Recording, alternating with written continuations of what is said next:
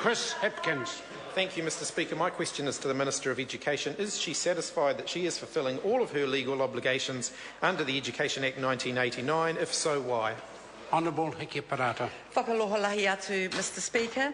Yes, particularly as I have today announced over $400 million be invested in secondary schools in the Greater Christchurch area. Supplementary question.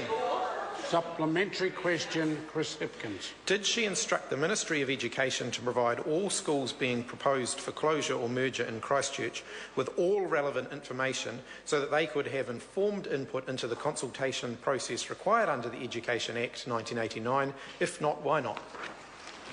Honourable Hiki Parata. Mr Speaker, the recent judgment on Phillipstown focuses on the specific sections of the Education Act relating to consultation.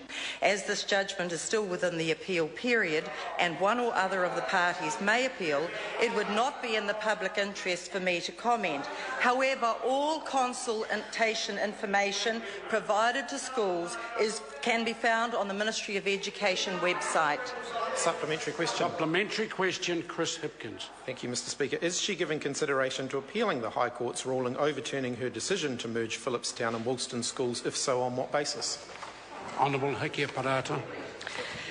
Mr Speaker, the recent judgment on Phillipstown focuses on the sections of the Education Act relating to consultation. As this judgment is still within the appeal period and one or other of the parties may appeal, I will continue to consider my options and take advice, and it would not be in the public interest for me to comment. Supplementary question. Supplementary question, Chris Hipkins. Mr Speaker, to the Minister, did the High Court rule in favour of Phillipstown School's request for the merger decision to be overturned? If so, does she expect the school to appeal the decision that they won, or is she just using her own indecision about whether or not to appeal the case as an excuse to avoid answering questions on yet another botch-up that she has made as a Minister? Honourable Hiki Parata.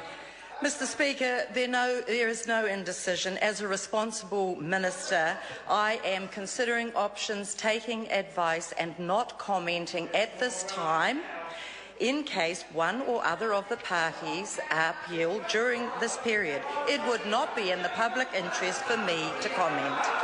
Supplementary question. Supplementary question, Chris Hipkins. Thank you, Mr Speaker. Did the court's earlier rule that a decision to close Salisbury School in Nelson lacked common sense and amounted to, quote, an abrogation of the responsibilities involved in making a decision, end quote?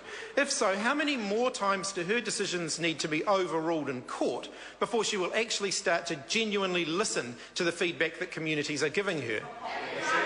Honourable Hiki Parata. Mr Speaker, I cannot comment on the specifics of the first judgment because I don't have it in front of me.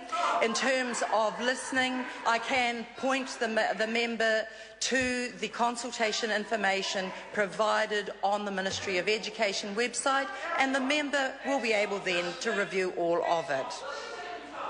Question number 10, Jackie Dean. Thank you, Mr.